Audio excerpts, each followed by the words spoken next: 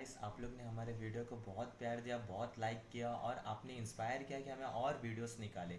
इसके लिए आज हम एसएससी एंड एचएससी के बच्चों के लिए और एक छोटा सा टॉपिक लाए हैं जिसमें बोर्ड एग्ज़ाम में हमें क्या करना है। हमारे स्पीकर अलाबकर सर माइफेन क्लासेस से हमें बताएंगे। हाय फ्रेंड्स, शाइनिंग चीता कैंप के तरफ से एक वीडियो का एक इनिशिएटिव लिया गया।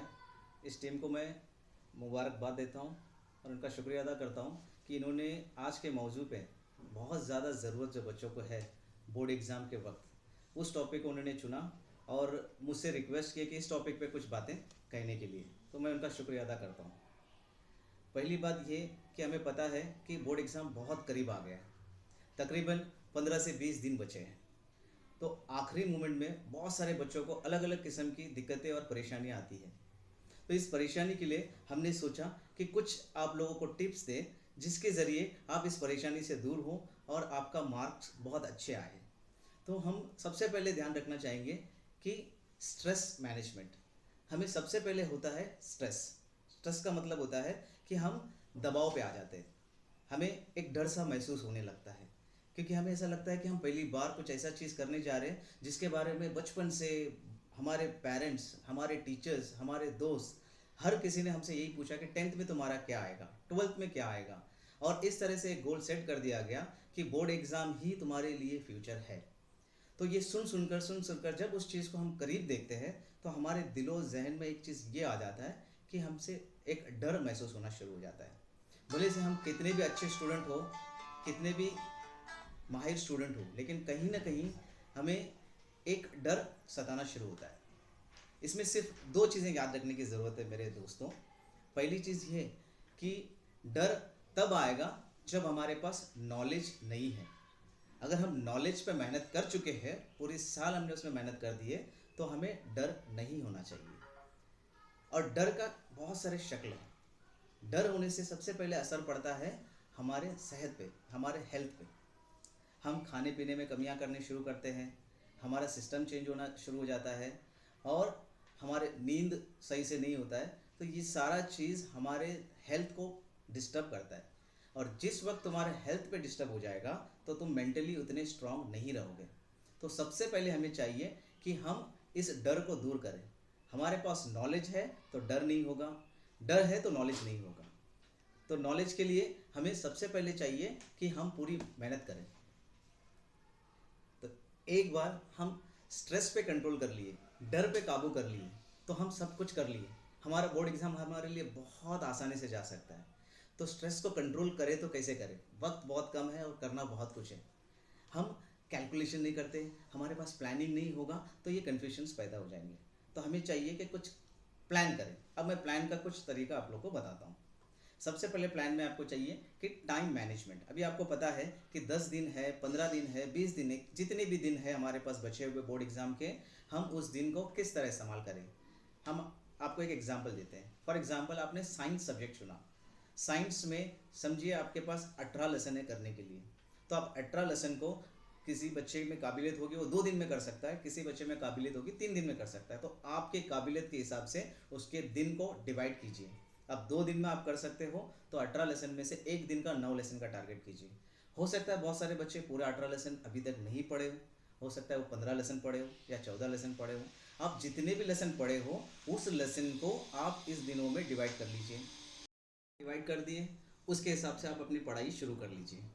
बहुत सारे बच्चों का जैसा हो सकता है कि एक लेसन 2 लेसन पढ़ के अभी तक नहीं हुआ, तो आप ये देखिए कि उस लेसन की बोर्ड एग्ज़ाम में क्या वेटेज है, और उस वेटेज के हिसाब से, मिसाल के तौर पे कोई लेसन पे समझो 3 मार्क है, तो उसमें आपको पता है कि ब्रीफ में तो 3 मार्क नहीं हो सकते हैं, तो आप उसमें ऑब्जेक्टिव्स कर लीजिए ताकि आप उस लेसन को भी मिस करने का महसूस नहीं करोगे। और जितना लेसन पढ़ के हो चुका है उसको इतनी अच्छी तरीके से रिवीजन कर लीजिए ताकि आपको ऐसा नहीं लगे कि कोई चीज़ मुझे रह गया और कोई चीज़ हुआ नहीं। तो ये हमारे लिए बहुत पहली चीज़ और अहम चीज़ है कि हम अपने टाइम को सही से इस्तेमाल करना सीखें। हमारा टाइम टेबल हम प्रिपेयर करें, हमारे हाथ से खुद बनाएं। जैसे मैंने साइंस कर दिया, इस तरह बाकी दिनों में बाकी सब्जेक्ट्स का आप डिवीजन करके ले लोगे तो आपको पता चलेगा कि बोर्ड एग्ज़ाम की मेरी तैयारी पूरी हो चुकी है।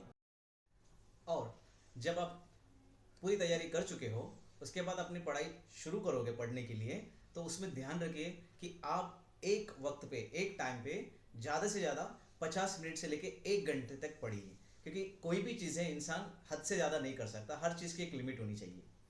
और ये लिमिट हर इंसान की ये है कि 50 मिनट से 1 घंटा।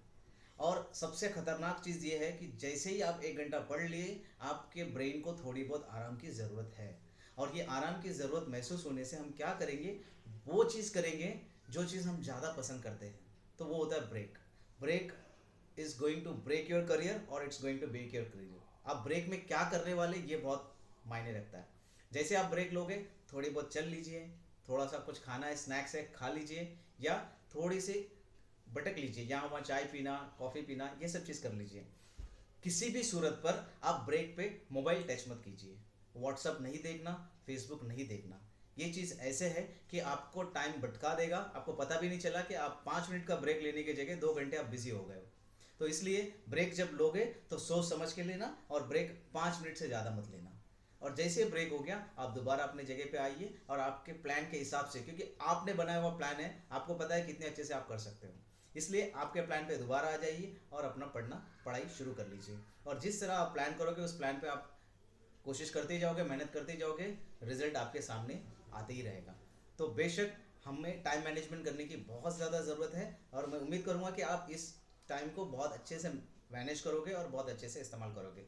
इसके साथ मैंने और एक चीज़ में जोड़ना चाहूँगा कि हम स्टडीज़ जब करते हैं तो अक्सर हम कोशिश करते हैं कि हम फ्रेंड्स के साथ बैठकर पढ़ाई करें, या फिर हम ग्रुप स्टडीज़ करें, या कोई ऐसी जगह ढूंढे जहाँ पे जाके और लोगों के साथ बैठ के पढ़ाई करें। मेहरबानी कर कर, अगर आप चाहते हो कि आप अच्छा मार्क्स लाना चाहते हो, तो आप फ्रेंड्स के साथ बैठना या टीम के साथ बैठना, ग्रुप स्टडीज़ करना छोड़ दीजिए।